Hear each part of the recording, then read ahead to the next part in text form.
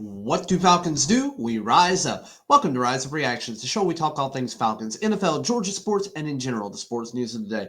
I'm your host, Dr. Lee Denning, the Golden Hard Dog, and a lifelong sports fan. Coming back to you today with a fan recap of the 2025 NFL Draft and a little bit of our subsequent UDFA picks as well. Got a lot of guys that are local for the UDFA, a few guys that are from way out of town. But we'll talk about some of the more notable ones here this morning. First off, let's start with the draft. We had 5 picks in this year's NFL draft. Let's go ahead and start with the first overall pick that we took. We had Jalen Walker. You can go back and watch my stream reaction. I was incredibly excited to see him fall. A lot of people thought he was going to go to Carolina at pick 8 overall. I think this is a pick where the Falcons were looking to probably take the guy we took later in the first round, and James Pierce Jr., but just with the value that Walker presented, I don't think they could pass that up. He's a field general. You're looking for best player available. Is he going to be the edge rusher that we're looking for? No, he's going to be all over the linebacking core. He can play outside. He can play inside. If we need him to, he could probably even play a little bit of defensive end, but he could be literally anywhere on the defensive line other than nose tackle. And I think he's going to be that generational middle linebacker guy. I really have a lot of confidence that he will be the leader of this defense within the next 2 to 3 years. Probably it's going to take him a little bit of time to adjust to the NFL game speed, but he was the leader for the Georgia team. He only really started 1 year, but that doesn't matter. All the Georgia guys who are leaders on this team the last probably 5 or 6 years have been incredible NFL prospects, and most all of them have produced at an NFL level. Moving on, obviously, we made the trade with the Los Angeles Rams that a lot of people were kind of upset about, James Pierce Jr. And I've already made a video about this where I talked about what I really thought about this pick overall.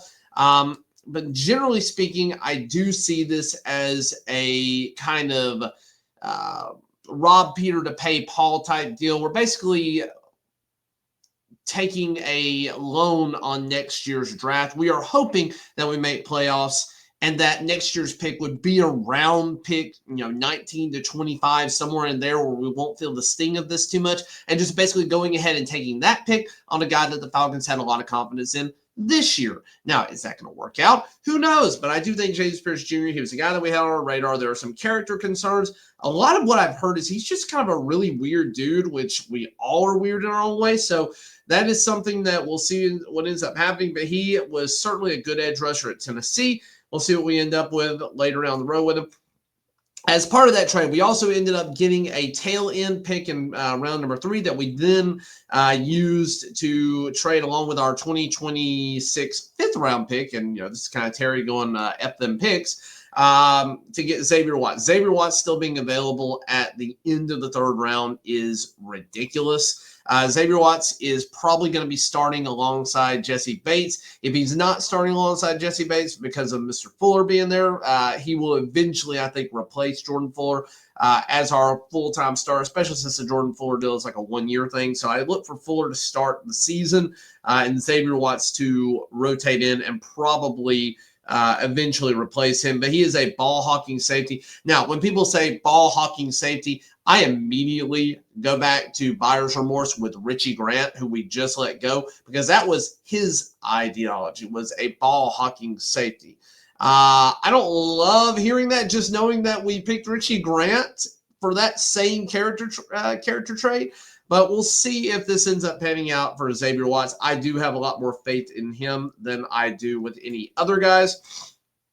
Then we go to Billy Bowman. This is another guy that I was a little surprised was available and was very glad that we took with our 4th round pick. This guy immediately comes in and will probably be our nickel slot safety corner, whatever you want to put there. He's going to be the secondary guy in charge of that position. I look for him to be very good at it. I think he is an upgrade over D. Alford, or at least what D. Alford gave us last year. D. Alford from 2 years ago is probably one of the best you'll see. But again, I think Billy Bowman certainly can step in here, give D. Alford and CP3 a run for their money. I honestly think CP3 should move out to the outside along with Mike Hughes and be a rotational component there. I don't think he's very good at slot. So we'll see what ends up happening. But Billy Bowman is certainly a position of need here. We'll see if either of these 2 guys can play special teams, because that's where they're going to probably have to start their careers at. And Billy Bowman in particular is not particularly fast, but you don't have to be fast necessarily to be a slot safety. So anyways, we forfeited the round 5 pick. That still pisses me off. And then we take in the 7th round. We get Jack Nelson, who is basically a 4-year starter with Wisconsin. I believe he played left tackle for him, but he's a huge guy, 6'7", 316 pounds. He's a little bit, undersized in terms of what his height to weight ratio is there, but obviously he can beef up easily. He's a guy that we're basically taking as a developmental tackle. I think he is the developmental tackle to replace Jake Matthews down the line, not necessarily Caleb McGarry, which we will need sooner than later as Caleb McGarry goes into his last year. But that is where I think the Falcons really step in, and we should talk about their UDFAs. So when talking about the Falcons, I added a few notable and guys, what I think are going to be impactful UDFAs. The Falcons still needed a wide receiver, and they went out and got San Jose State's Nick Nash. Nick Nash was a quarterback before. He played 3 years at quarterback, and then he ended up transitioning to the wide receiver position and actually played really, really well. He was first team All-Mountain West in his final year. And he was a unanimous All-American in 2024. He's a little bit older. He played 6 years in college, so I think he's 24 years old. So a little bit older coming out, but still, we need a wide receiver. He could be a special teamer, and he adds depth to the position, along with guys like Washington and the rest of our depth chart there. So we'll see what ends up happening with him. I do think he ends up probably making the roster or makes an appearance on the roster at some point due to injury. The guy that I think is the most impactful of all of these is Kobe Bryant. Kobe Bryant, I have no idea why he was still available. He's a guy that often when I was going through mock drafts, he was a guy that I'm like, hey, we need a corner. He looks, he's in the 4th round. He's a guy that we could probably get here for this pick.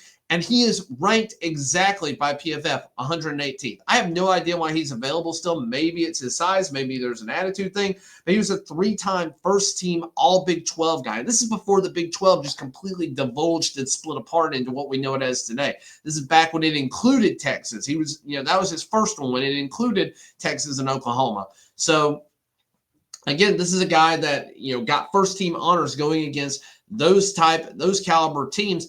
And I don't know why he fell to us, but I think he is a diamond in the rough. He's coming to Atlanta, I think, specifically for this reason. We did not take anybody that can challenge a corner position, and we certainly need additional depth at the secondary. He's going to be a special teamer. I think he does make the 53-man roster when it's all said and done. So this is a guy that I really, really like. On the same line, we took another guy out of Oregon, Dante Manning. He had a few good years there, but I don't have a lot of good data on him. But again, a corner that could possibly come in and challenge somebody for a spot. I do think the pedigree on Kobe Bryant is better. I think you're looking at maybe challenging D. Alford for that final corner spot. Or because I do think CP3 is a lock at this point. I think he is better than D. Alford. You got Kevin King. I think Kevin King came back as well, but you can always use guys on the practice squad here and always use guys that have the potential to make the lineup. Then we go to Nick Kubitz, who is a middle linebacker, has started middle linebacker, 14 games plus every single season for the last 4 years for North Dakota State University. 3 championships in that time frame, 4 championship appearances. He was injured this past year for 2 games, but has been a field general for that team. I don't think we can have too many inside linebackers for depth. I don't think he makes the 53-man roster. Last year we went into the season with 4 guys on that. Nate Landman is gone, but we did just replace him with Walker. So I don't think you're going to find him on the roster at any particular time early in the season, but certainly injuries could happen, and he could find his way onto the field at some point and certainly be a special teamer. And finally, another one that I think is a little bit more impactful would be a developmental right tackle in Jordan Williams out of Georgia Tech. So Jordan Williams is a 3-year starter for Georgia Tech. He got 3rd team All-ACC this last year. And again, a little bit older of a guy, but he started 3 straight years in a very run-heavy team. So I think that's going to be beneficial for him. Getting a year or 2 to sit on our practice squad or sit on the depth chart and then develop maybe develop into a guy that can replace Caleb McGarry, maybe turn into a center that we're missing. We did take a few other guys as well. We ended up taking Simeon Barrow out of Miami as a defensive lineman, Joshua Gray, offensive guard out of Oregon State, Nate Carter, running back, Michigan State. Can't ever have too many running backs to potentially have, especially in the early part of the season. Quincy Skinner, Vanderbilt guy, he actually is a pretty good wide receiver. He's another guy that I think could challenge for that final wide receiver spot. That's definitely going to be a positional battle between him and Nick Nash. Joshua Simmons, tight end out of South Carolina. You never know. If we're looking to move on from Kyle Pitts, we need all the tight end help we can get. And this is a guy that could, because of position scarcity, end up making the roster. And then the only other one, Malik Verdon right now out of Iowa State. There will probably be some other guys that get added on as time goes by. But these are the ones that I mentioned are the ones that I think are the most impactful. So we'll see what ends up happening with them. Obviously, it's going to be an interesting offseason.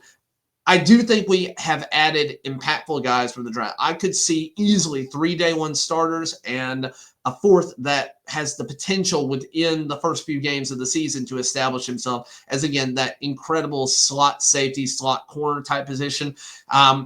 Again, that's completely up in the air. This is a crapshoot on that one, so we'll see what happens. And then we also, again, we've been saying it for a while, we need a developmental tackle that we can build behind Jake Matthews or behind Caleb McGarry, because both of those guys, one's getting old, one is not great in our scheme, and we're probably going to end up replacing both for money and for the fact that, we need to have a strong right tackle protecting our left-handed quarterback going forward. So I do think that could be something that develops. I don't look for it to be a strong developmental situation. I think we're ultimately going to end up needing to have that happen in the draft next year. It'll probably be a second-round draft pick that we take at offensive tackle if we're desperate, if we don't think that these guys are the future, or we're going to need to make a big signing for an offensive tackle in free agency next year. I do think that we are pretty set to be able to re-sign Drake London. I do look for his fifth-year option to be extended and then to have a little bit more time to play with that contract. I think for sure Kyle Pitts does not get a second contract. I would be